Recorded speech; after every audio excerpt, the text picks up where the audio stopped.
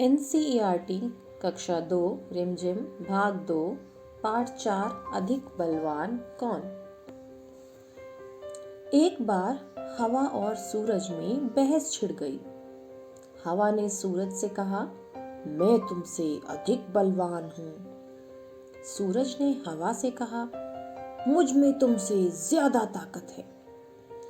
इतने में हवा की नजर एक आदमी पर पड़ी।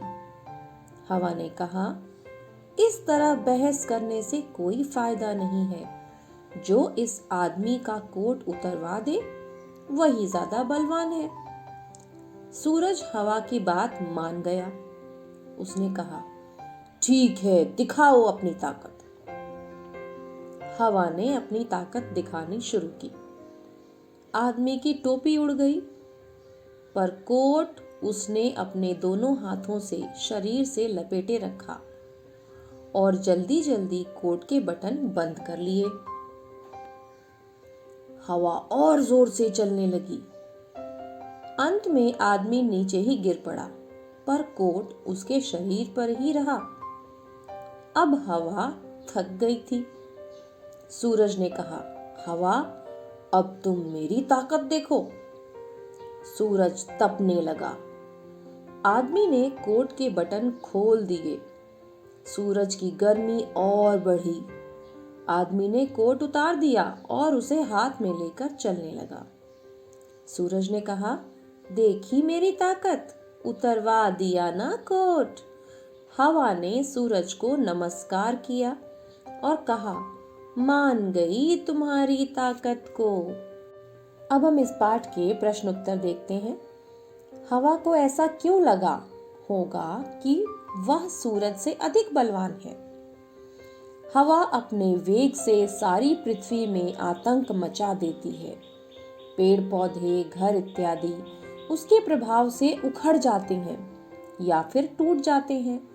इसलिए उसे लगा होगा कि वह सूरज से अधिक बलवान है। हवा आदमी का कोट कैसे उतरवा सकती थी?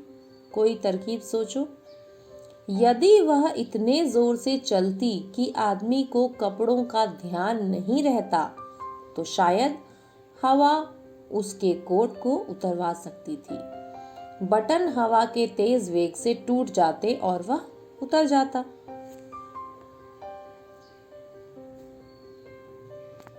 आदमी ने गर्मी लगने पर कोट उतार दिया। तुम गर्मी लगने पर क्या क्या करती हो? मैं गर्मी लगने पर सूती कपड़े पहनती हूँ, पंखे, कूलर, एसी में बैठती हूँ, बाहर जाने से बचती हूँ और खूब पानी पीती हूँ। बताओ कि इनमें से कौन अधिक बलवान है और तुम्हें ऐसा क्यों लगता है? सबसे पहले हम देखेंगे सूरज और हवा। मुझे लगता है कि सूरज अधिक बलवान है, क्योंकि उसकी तपन मनुष्य को जला सकती है। तेज आंधी से तो घर में बैठकर बचा जा सकता है, परंतु सूरज की गर्मी से तो घर में भी चैन नहीं मिलता। हाथी या शेर? मुझे लगता है कि शेर अधिक बलवान है, क्योंकि हाथी से अधिक विशालकाय क्यों न हो, परंतु ताकत में वह शेर को पछाड़ नहीं सकता। शेर हाथी तक का शिकार कर लेता है। गर्मी या सर्दी? मुझे लगता है कि गर्मी अधिक बलवान है, क्योंकि गर्म कपड़े से तथा घर में रजाई में बैठकर सर्दी से बचा जा सकता है, परंतु गर्मी में तो कहीं भी चैन नहीं। हवा ने अपनी ताकत दिखाने के लिए क्या किया? हवा ने अपनी ताकत दिखाने के लिए जोर जोर से चलना आरंभ कर दिया। धीरे धीरे इसने आंधी का रूप ले लिया, जिससे पेड़ पौधे उखड़ने लगे। सूरज ने अपनी ताकत दिखाने के लिए क्या किया? सूरज अपनी ताकत दिखाने के लिए तपने लगा, जिससे गर्मी बढ़ गई। इसकी तपन से पूरी पृथ्वी तथा वहां रहने वाले लोग जलने लगे। ये सब अपनी ताकत कैसे दिखाएंगे? आइए देखते हैं। पानी प्रलय ले आएगा। बहुत अधिक पानी से बाढ़ आ जाएगी, सब कुछ डूबने लगेगा। बादल गर्जना करेंगे और खूब पानी बरसाएंगे। पहाड़ पहाड़ अपनी चट्टानें गिराने लगेंगे। सर्दी सर्दी अत्यधिक ठंडा पैदा कर देगी। मान लो कि हवा ने कहा जो मिट्टी में गड़े इस तंबू को उखाड़ दे वह ज्यादा ताकतवर होगा। ऐसा होता तो कहानी में आगे क्या होता? हवा यदि ऐसा कहती जो मिट्टी में गड़े इस तंबू को उखाड़ दे वह ज्यादा ताकतवर होगा, इस कहानी में हवा जीत जाती, क्योंकि हवा के वेग से गड़े तंबू जल्दी उखड़ जाते। सूरज अपनी तपन से तंबू के रंग को उड़ा सकता था, परंतु खड़े तंबू को वह गिरा नहीं सकता था। अतः हवा की जीत निश्चित थी।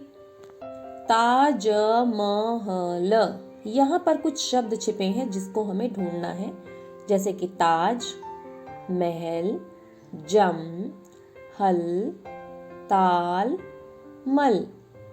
इसी तरह कमल, ककड़ी, इनमें से आपको कुछ शब्द बनाने हैं, जैसे कि कमल, ककड़ी, मल, कड़ी, कल, मकड़ी, लड़ी, लकड़ी इत्यादि।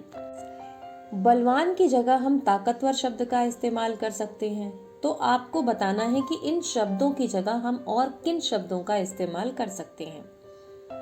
अधिक की जगह ज्यादा, शरीर की जगह देह, फायदा की जगह मुनाफा, झगड़ा की जगह लड़ाई, सर्दी की जगह ठंड। धन्यवाद।